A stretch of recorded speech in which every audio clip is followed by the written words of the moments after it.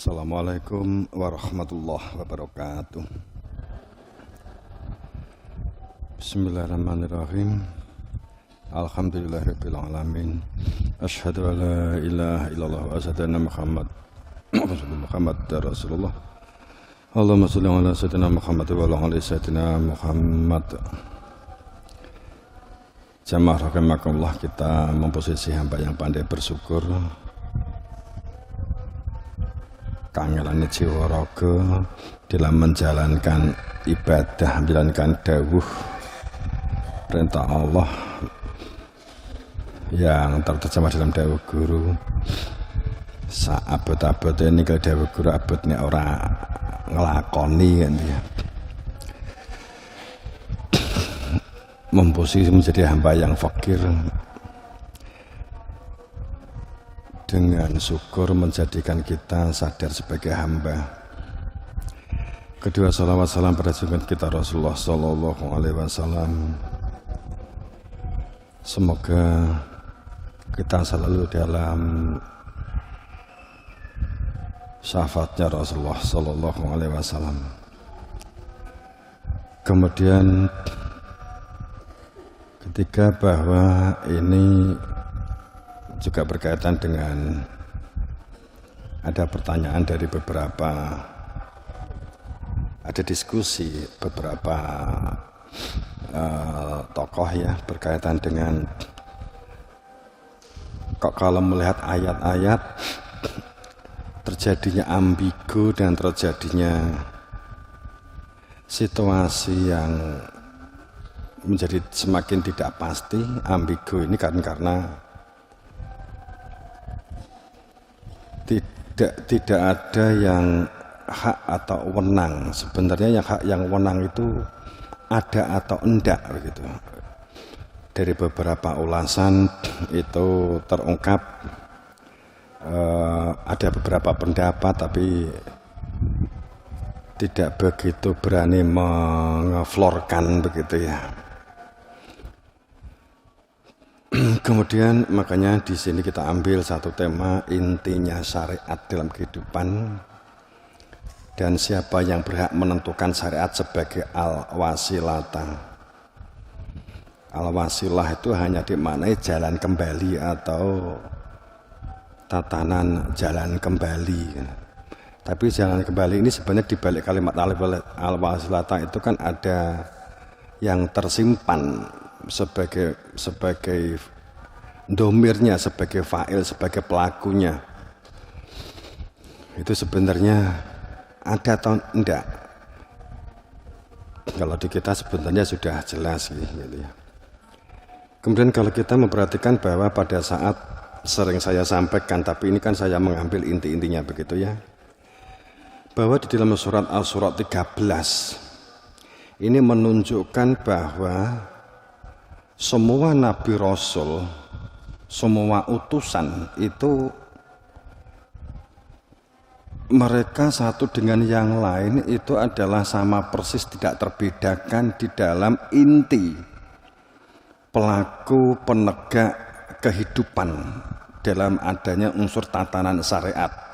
Syara'alakum minaddin ma wasobih, bahwa yang disyariatkan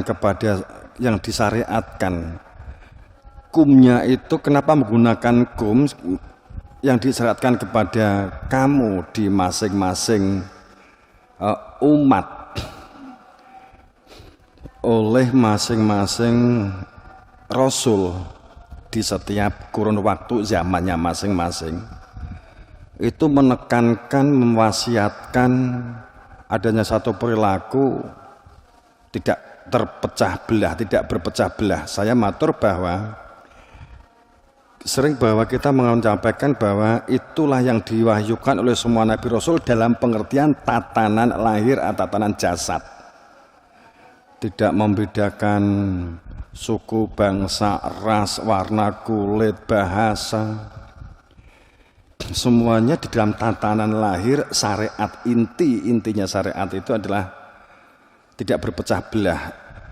Kemudian bagi hamba-hambanya yang telah beriman, telah menyatakan keimanannya atas keberadaan sang utusan An-Aqimuddin, itu ditekankan benar-benar dengan sebenar-benarnya untuk menjadi penegak terus menerus adin dalam menjalankan kehidupan ini, wala benar-benar untuk tidak berperilaku perusak di dalam menjalani kehidupan. Taknya sampai double, artinya tatafaroku. Ini menunjukkan bahwa berat menjaga wujudnya kesatuan, persatuan, kebersamaan, kekeluargaan itu berat. Sepertinya memberikan gambaran begitu. Di balik kalimat Aqimuddin menjadi penegak kehidupan wala tatafarroku ini ada media atau alat atau sesuatu yang menjadikan kita itu semakin rekat. Tentu ini bukan masalah bareng rokokan atau apa begitu ya. Di tatafarroku ini di balik kalimat tatafarroku itu gotong royongnya, membangun bebarengannya, kebersamaannya, ada sesuatu yang dikerjakan untuk menguatkan wujud bebarengan itu. Kaburo itu adalah sesuatu yang berat bagi mereka yang musyrik. Syirik, musyrik itu bukan sekedar masalah menyembah selain Tuhan. Kalimat wa'bud, kalimat menghamba, kalimat abid, wa'bud robaka, menyembah kepada Allah, menyembah kepada Tuhanmu, katakanlah demikian. Itu kan perilaku hamba.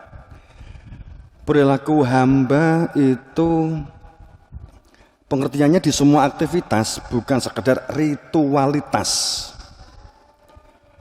Dikatakan musyrik itu orientasi batin. Saat kita itu sebagai bendahara, kita sebagai koordinator, kita melakukan budidaya, kita melakukan pemberdayaan, kita melakukan sosial, kita membantu orang lain, amal, itu dikatakan musyrik karena ada orientasi selain ke Tuhan. Orientasi akibat pertama kekosongan batin, tidak ada di dalam hatinya itu mengenal Tuhan, maka orientasinya dunia untuk dunia, nafsu untuk nafsu. Maka perilaku tatafarku itu berat. Kalau perlu perilaku berpecah belah itu dilegalkan dengan satu kalimat resmi, oposisi sebagai contoh. Itu kan perilaku pecah tapi legal. Perpecahan tapi bisa jadi legal dengan asumsi nek gak enek oposisi, nek gak enek sing penentang, siapa yang ngoreksi, kan begitu. Jadi kalau kita punya keluarga, bapaknya bisa jadi istrinya sebagai oposisi, nek ternyata bapak ibunya rukun, maka ada salah satu anaknya yang harus menjadi oposisi, menjadi penentang orang tua, maka itu organisasi keluarga ini sehat, begitu loh. Yang dimaukan begitu, ya kan?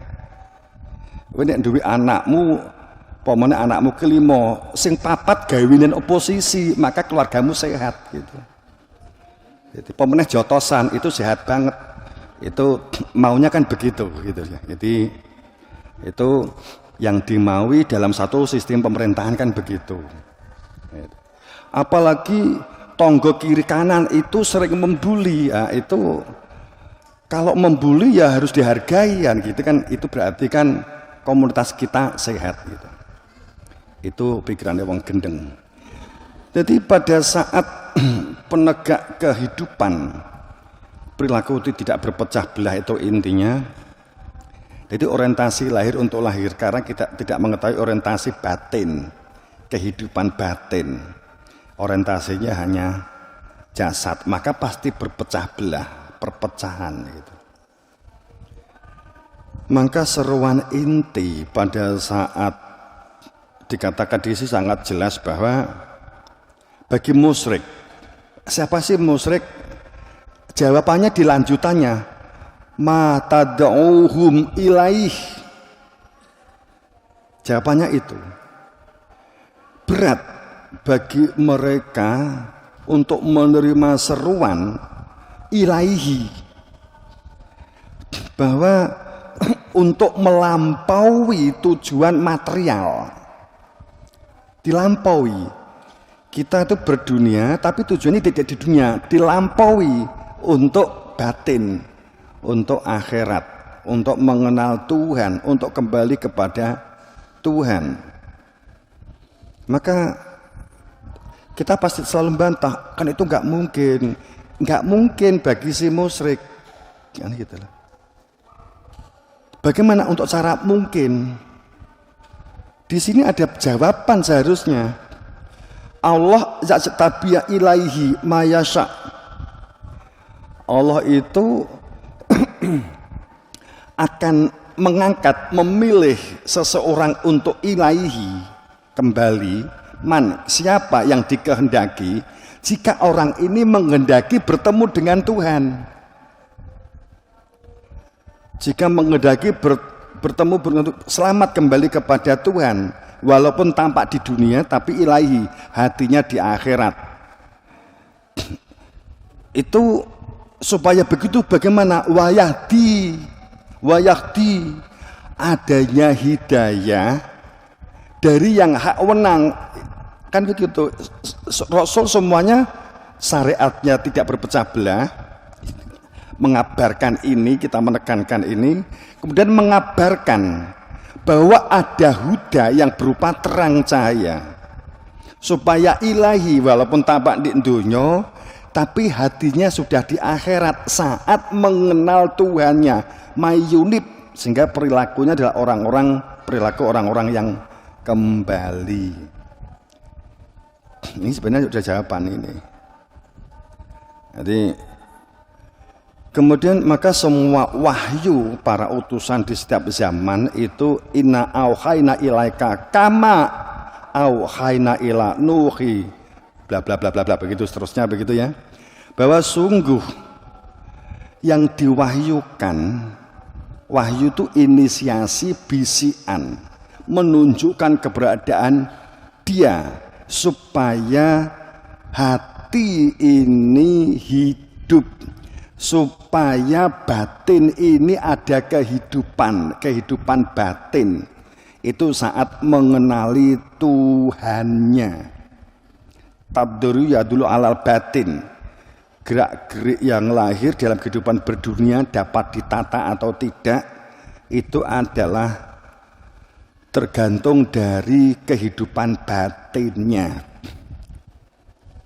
Batin yang memiliki orientasi krenteke ati.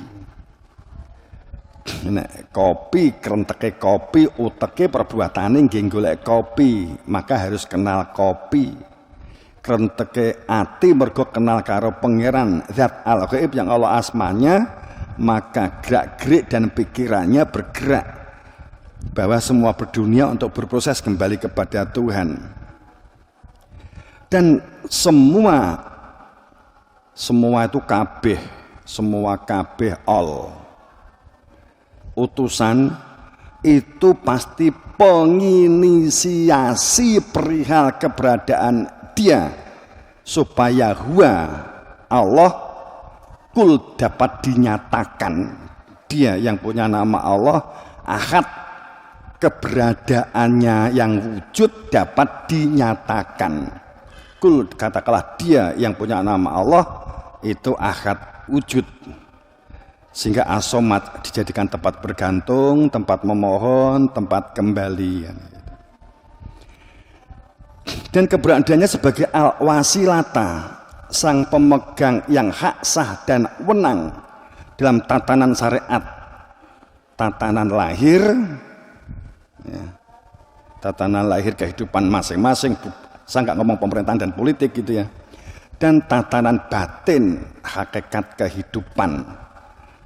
Ini sungguh setiap zaman, setiap waktu seharusnya itu mutlak sungguh ada. Kalau nggak ada ya berarti sejarah. Seharusnya kalau kita mau kritis ya bohong begitu kan beragama. Jadi kalau kita melakukan logika. Jadi tatanan syariat itu mutlak, ada yang hak, ada yang sah wenang. Likuli umatin ja'alna mas. Ini saya ambil ayat ini berkaitan dengan tatanan syariat. Banyaknya benturan, ambigu, pendapat dan sebagainya. Seharusnya kalau ini dicermati ayat ini harusnya ditelaah. Gitu. Tapi kalau kita dari guru kita kan sudah sangat jelas. Di dalam surat Al-Hajj 67. Manasakahum nasikuh.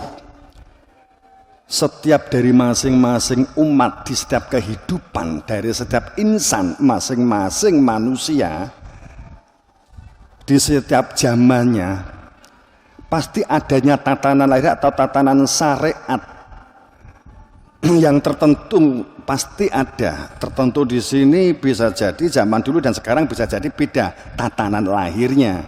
Biar nggak ada komputer, sekarang ada komputer. Akan ada perbedaan bagaimana tatanan syariat itu. Mutlak ini adanya imam zaman ditetapkan di syariat setiap zaman bagi setiap kurun waktu. Maka janganlah sekali-kali kalian atau mereka membantah dalam tatanan lahir syariat, proses kembali kepada Allah dan berseru untuk adanya kehidupan di dalam hati, kehidupan batin atas keberadaan diri Tuhan. Ini maka disebut innaka la'ala hudam mustaqim. Orang yang berjalan di atas hudan terang. Jadi melakukan ini enak cahaya sehingga kita bisa melihat jalan itu kalau nggak ada gelap. Mustaqim sehingga kita bisa komayakumu, kita bisa ajak di jalan itu berjalan gitu. Tapi kalau gelap kira-kira bener gak ya dalan siji. Iki bener buka kok peteng dedet kejelungup nih. Nah, itu kalau gelap ya mesti nabrak, kejelungup, nabrak kan pasti gitu ya. Maka likuli umat, setiap dari umat itu ja'alna pasti. Mansakahum nasikuh itu ada penentu pelaku syariat di sini adalah sifatnya isim majhul. Jadi mansakan masdar benar-benar di sini ada sebagai nasik gitu ya. Mansik adanya sang pelaku menentukan sehingga syariat ini dapat dipertanggungjawabkan. Yang tahu persis, yang memperoleh, membawa SK, katakanlah demikian. Ini mutlak kalimat, ada yang hak, ada yang sah, ada yang wenang di balik kalimat man sakahum nasikuh.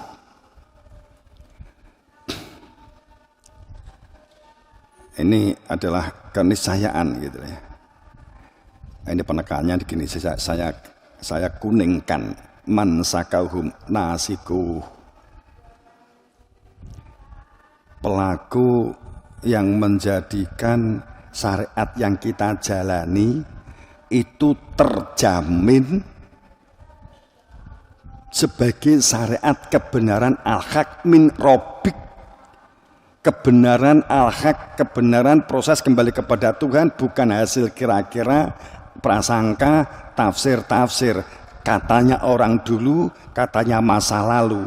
Tapi ada orang yang tahu persis bahwa syariat yang dilakukan ini ada seperti penjamin bahwa syariat yang kita lakukan itu akan dapat sampai kepada Tuhan, karena memang mengenal Tuhan, karena semua utusan diutus itu untuk menunjukkan keberadaan Tuhan.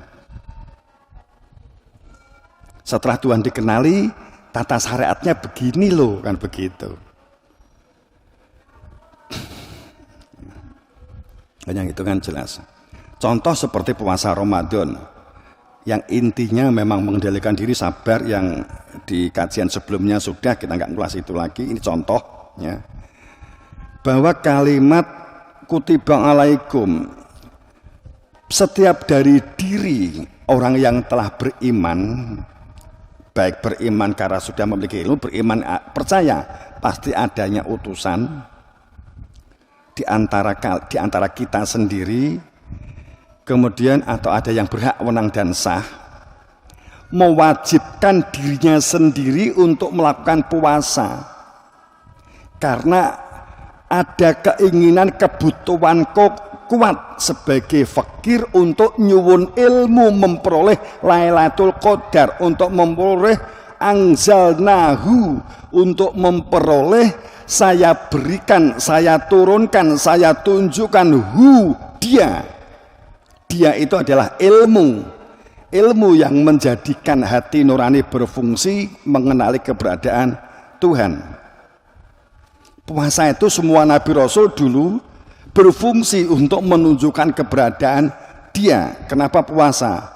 Sebagai perwujudan untuk melanjutkan dalam perilaku kehidupan, mengendalikan diri, sabar dan berjihad, memerangi nafsunya, tunduk dan patuh, dijadikan kendaraan hati nurani, ruh dan rasa, menyatakan kembali kepada Tuhan.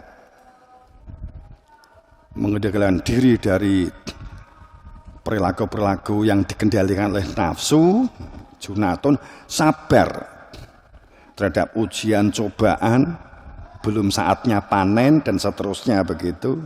Saat kita masih belajar, maka kita butuh sabar dan kita butuh jihad supaya tidak malas dan seterusnya dan sebagainya. Di sini catatan utamanya yang kaitan dengan contoh di atas, ayamam ma'dudat,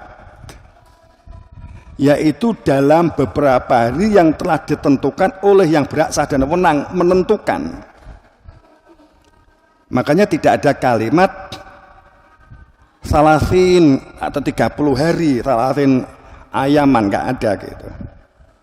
Nggak ada kalimat 30 hari atau salasuna, nggak ada. Berapa harinya nggak ada kalau kita mengacu ayat. Karena pada saat di sini yang ada yang menentukan berapa hari.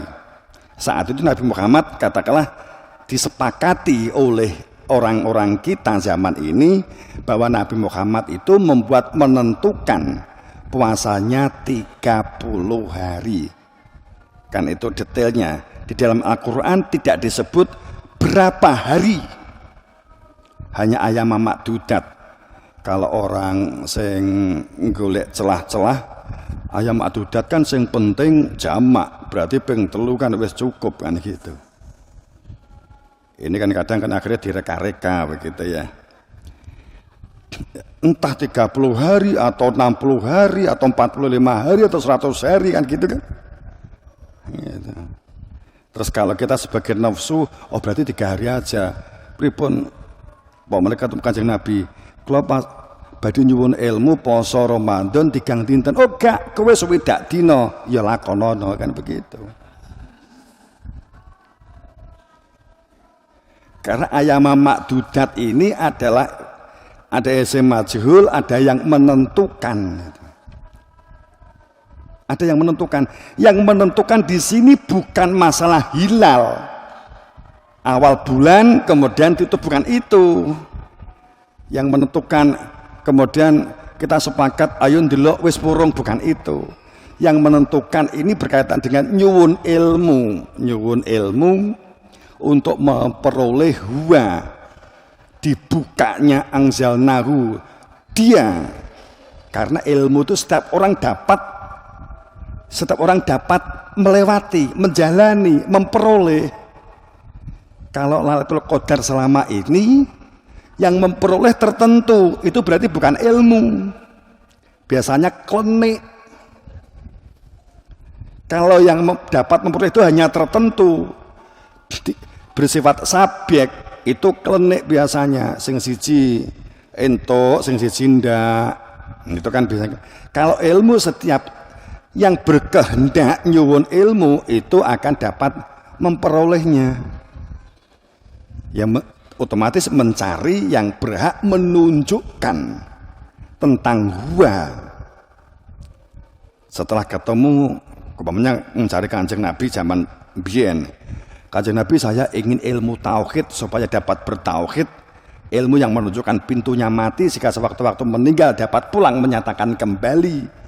Ilmu yang menunjukkan keberadaan Tuhan yang punya nama Allah. Gimana? Ya, poso. Nggih. Pinten-pinten. Beda-beda bisa jadi. Wae 30 dina. Nek kula Kanjeng Nabi swidak. Lah nek kula 100. Nah, gitu.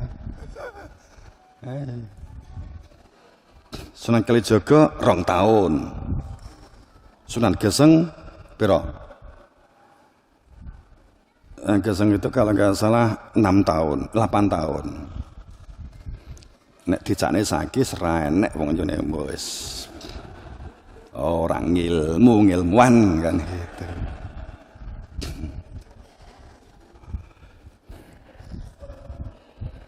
Zaman kewalian beda. Aku dulu melek aja bisa 40 hari kan gitu. Saking melek sedina sewengin jungkel-jungkel ya.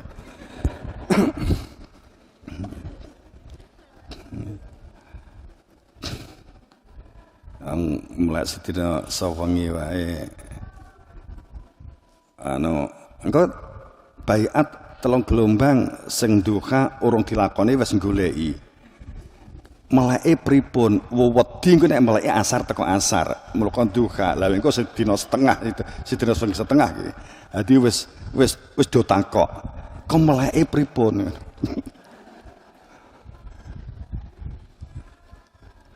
masa dunekne ya duha teko duha malah penak berarti jam 6 kan wis duha